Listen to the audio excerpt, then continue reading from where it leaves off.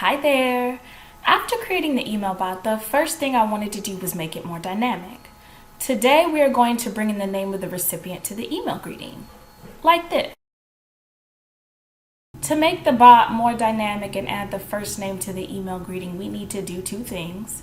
We need to modify the send Outlook mail message activity and also modify the email template. So let's navigate to the send Outlook mail message activity.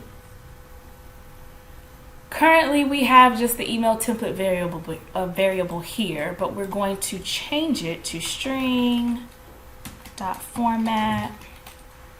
We're going to bring that email template variable in. We're also going to call in the first column.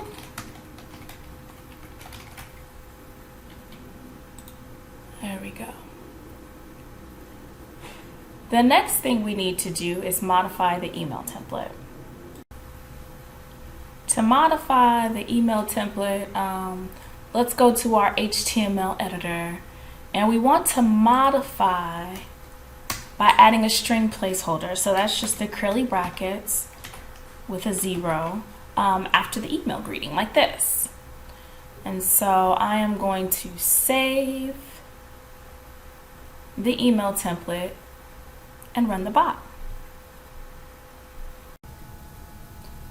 And this is an example of the email after we've made it more dynamic by adding in that string placeholder. You can see there, hello Nyla. So have you tried the email bot? If not, look at my video for the email bot. Let me know if you have any questions, and I will be back with more videos on how to make it more dynamic.